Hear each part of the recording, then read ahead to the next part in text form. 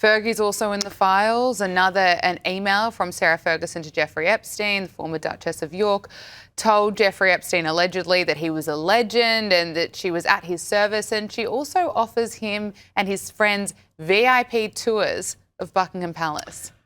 Fergie and Andrew are both utterly morally bankrupt. I am sickened, and I covered the royals for many years in the UK. I am sickened by their behaviour and by these exchanges.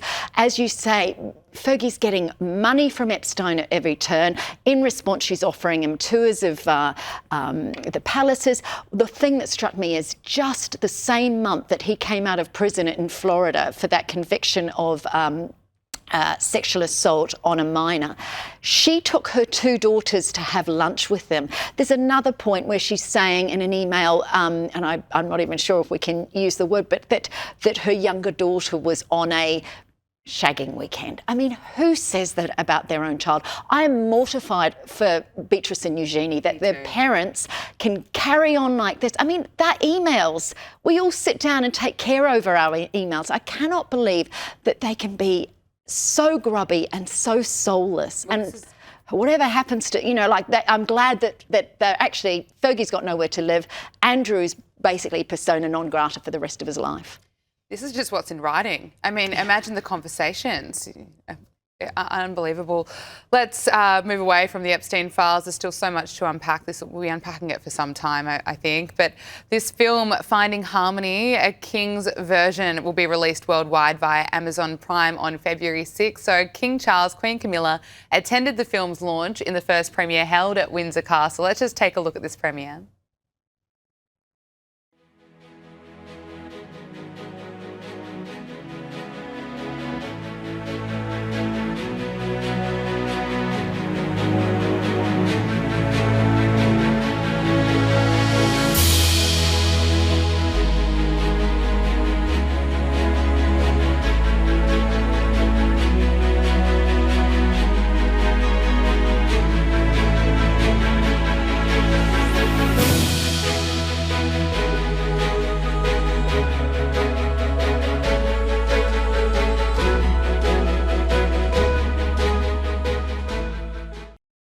Angela, so tell us about this. This film is really about issues that genuinely concern the king. And it's about harmony. And of course, don't we need that right now? Look, I'm seeing this very much as his legacy project. This is a film, I mean, just as you saw there, all those stars came to it. Dame Judi Dench, Stanley Tucci, Benedict Cumberbatch, a whole lot of the A-listers.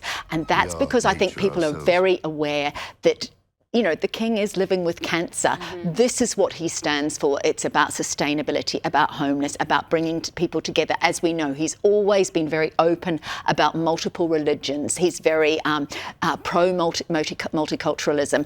And I think this is what he wants to stand for. But I think there's one really interesting thing in this film.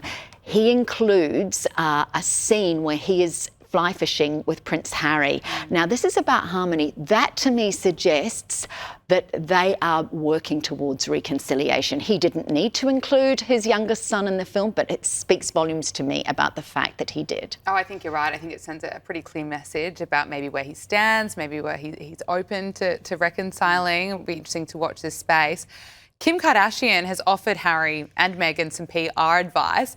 While speaking on the Chloe in Wonderland podcast, she explained why she deleted photographs of the Duke and Duchess of Sussex at her mum, Kris Jenner's 70th birthday party, before offering some advice around what Harry and Meghan should have done when they've realised it might not have been a great look for them partying on Remembrance Day. Let's take a listen.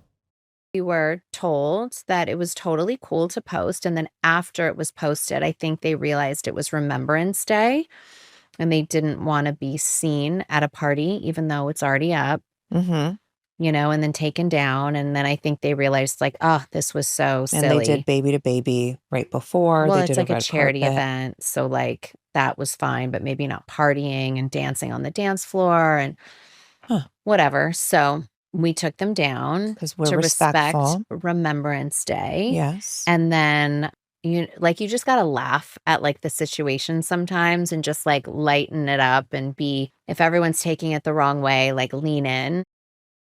That is the advice. Lean in. Advice for Harry and Meghan.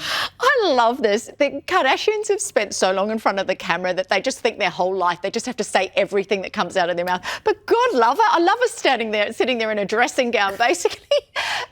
You know, in a sense, making Meghan and Harry look really fundamentally stupid. But here's the point.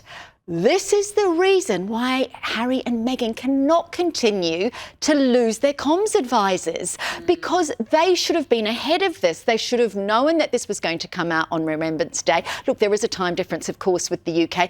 We know that Harry and Meghan are trying to do the right thing by the palace at the moment. So where was your comms person saying, yes, by all means go to the party, but you cannot give permission for those pictures to be published? And also, how thick are Harry and Meghan that with the pictures going up, that pulling them down is going to cause more stir than if you just left them up? I cannot believe how dumb they are. I completely agree with you. We're in 2026. It's not like Instagram's a new thing. I mean, if they're out there, they're out there. Should just let them stay up there.